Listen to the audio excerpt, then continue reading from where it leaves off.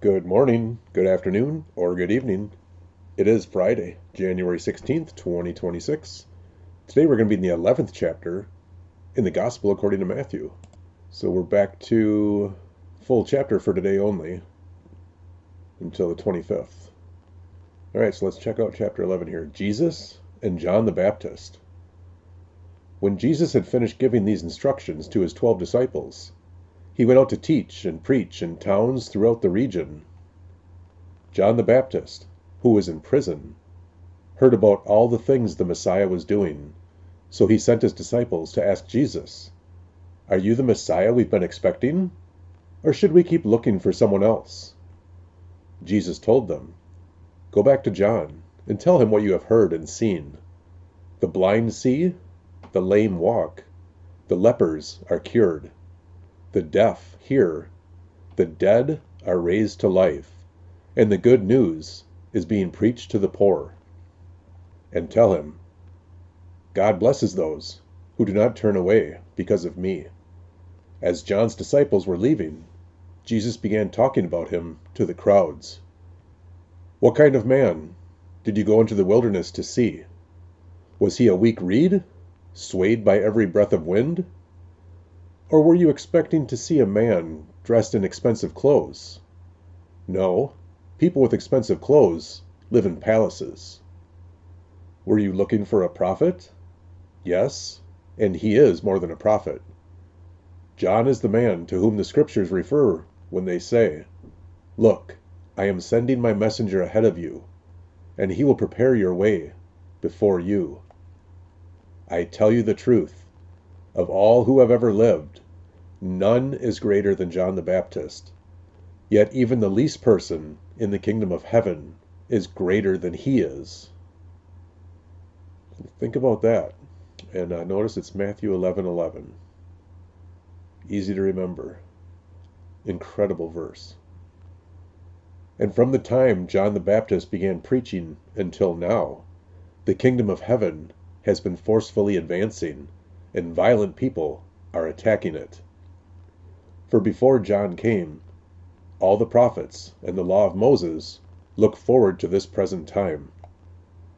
And if you are willing to accept what I say, he is Elijah, the one the prophets said would come.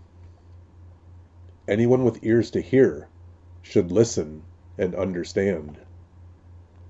To what can I compare this generation? It is like children playing a game in the public square. They complain to their friends, "We played wedding songs, and they didn't dance. We played funeral songs, and you didn't mourn."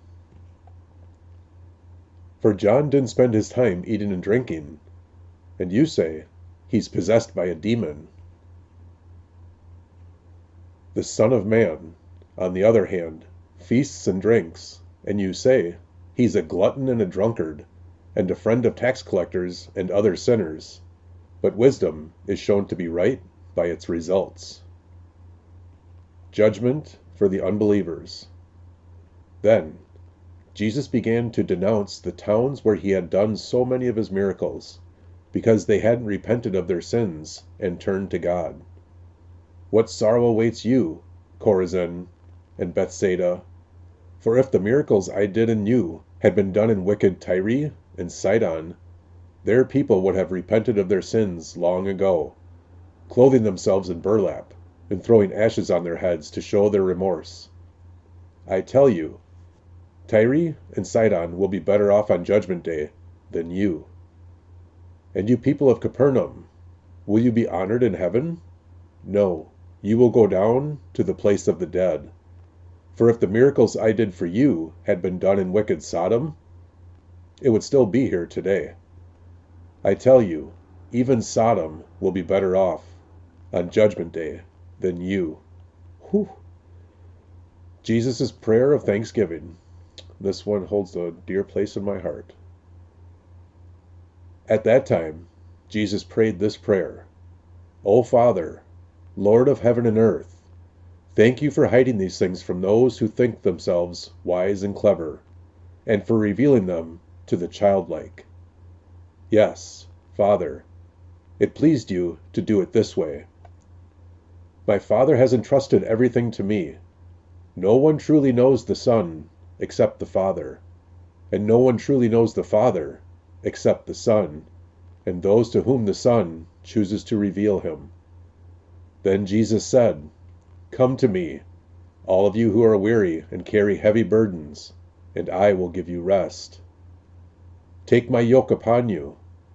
Let me teach you, because I am humble and gentle at heart, and you will find rest for your souls. For my yoke is easy to bear, and the burden I give you is light." Thank you, Matthew.